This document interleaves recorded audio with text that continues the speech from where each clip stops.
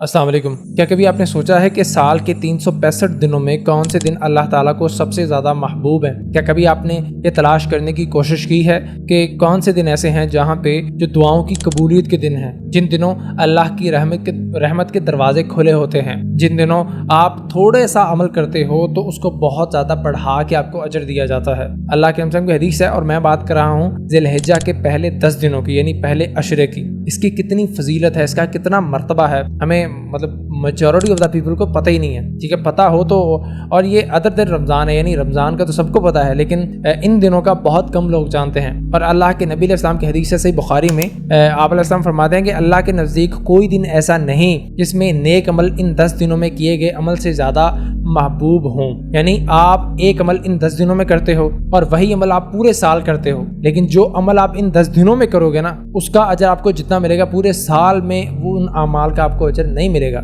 यानी इतने फजीलत वाले, इतने मर्तबे वाले, इतने शान वाले दिन हैं। ठीक है, तो आज इंशाल्लाह हम इसी पे बात करेंगे।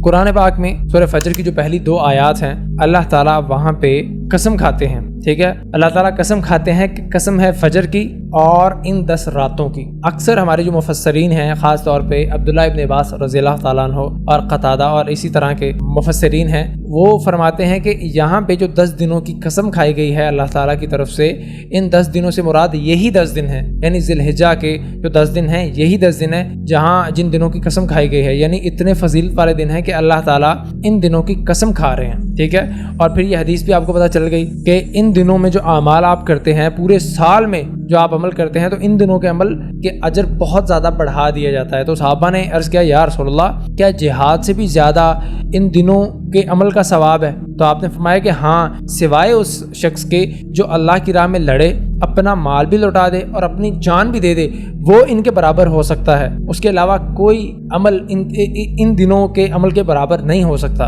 और उसके अलावा इमाम नबवी रहमहुल्लाह वो कहते हैं कि ये दिन सबसे अफजल तरीन दिन है, इनमें इबादत का अजर कई गुना बढ़ा दिया जाता है। ठीक है, उसके बाद इमाम हजर अस्कलानी रहमहुल्लाह फरमाते हैं कि इन दिनों को फजीलत की सबसे बड़ी वजह यह है कि इनमें हज, यानी हज भी होता है इन दिनों में। ठीक है, उसके बाद यौम अरफा का दिन है, उसके बाद कुर्बानी का दिन है, उसके बाद तकबीर जैसे अजीम शार जमा कर दिए गए हैं। यानी इन तमाम चीज़ों की वजह से इन 10 दिनों की फजीलत बहुत ज़्यादा ऊपर चली जाती है, बहुत ज़्यादा बढ़ जाती है, हत्ता कि रमज़ान के दिनों से भी ऊपर चली जाती है। उसके बाद इमाम इब्न तैमिया रहमतुल्लाह फरमाते हैं कि रमज़ान की रातें अफजल हैं। यानी अगर रातों को देखा जाए तो रमज़ान की जो आखिरी अशरे की 10 रातें हैं वो अफजल हैं, लेकिन दिन के एतबार से ज़िलहिज्जा के जो पहले 10 दिन हैं वो पूरे साल के दिनों से अफजल हैं। यानी कितना मर्तबा, कितना मकाम है इन दिनों का।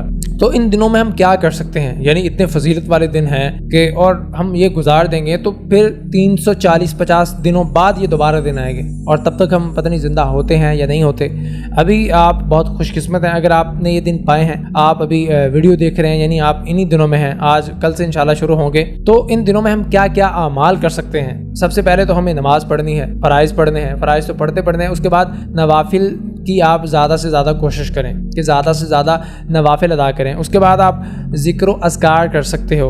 और ये दिन तो ख़ास तौर पे इसलिए हैं कि आप अल्लाह ताला की तकबीरात कहें, तकबीरात आप बुलंद करें। अल्लाहु अकबर ला इलाहा इल्लल्लाहु, अल्लाहु अकबर वलिल्लाहिल हम्द। उसके अलावा आप कर सकते हैं सुब्हानल्लाहि वल्हम्दुलिल्लाहि वला इलाहा इल्लल्लाहु वल्लाहु अकबर, यानी सुब्हानल्लाह, अल्हम्दुलिल्लाह, अल्लाहु अकबर और ला इलाहा इल्लल्लाह, इनको इकट्ठा आप पढ़ सकते हैं और ये बेस्ट तरीन तस्बीह है। आप इनका ख़ास तौर पे एहतमाम करें। ज़िक्र के बारे में कुरान पाक में आता है, अला बिज़िक्रिल्लाहि तत्मइन्नुल क़ुलूब, अल्लाह के ज़िक्र में दिलों का सुकून है और इन दिनों में आपका सुकून बहुत ज़्यादा बढ़ जाएगा। ठीक है, और हदीस भी है, अल्लाह के नबी ने फरमाया कि जो बंदा जिक्र करता है उसकी मिसाल जिंदा की सी है और जो जिक्र नहीं करता उसकी मिसाल मुर्दा की सी है, यानी इतना फ़र्क है। तो जिक्र का ख़ास तौर पे एहतमाम करें, रोज़े का एहतमाम करें, ख़ास तौर पर यौम अरफा का रोज़ा यानी 9 ज़िलहिज्जा का रोज़ा आप रखें। उसके बारे में अल्लाह के नबी की हदीस है कि जो यौम अरफा का रोज़ा रखता है तो उसके पिछले गुज़िश्ता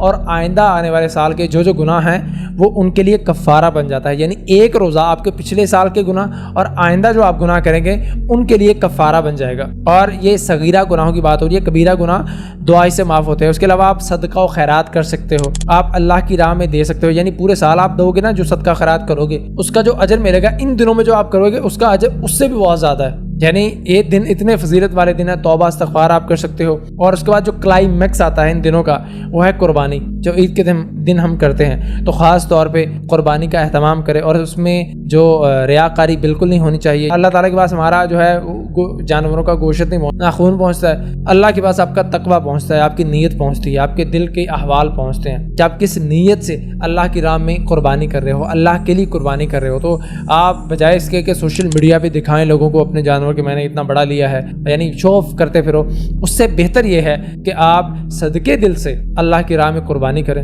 سنت ابراہیمی کو تازہ کریں. تو یہ دن بہت اس اعتبار سے فضیلت والے دن ہیں کہ یہاں پہ اللہ تعالیٰ کی رحمت کے دروازے کھولے ہیں، توبہ اور مغفرت کا دروازہ کھولا ہے.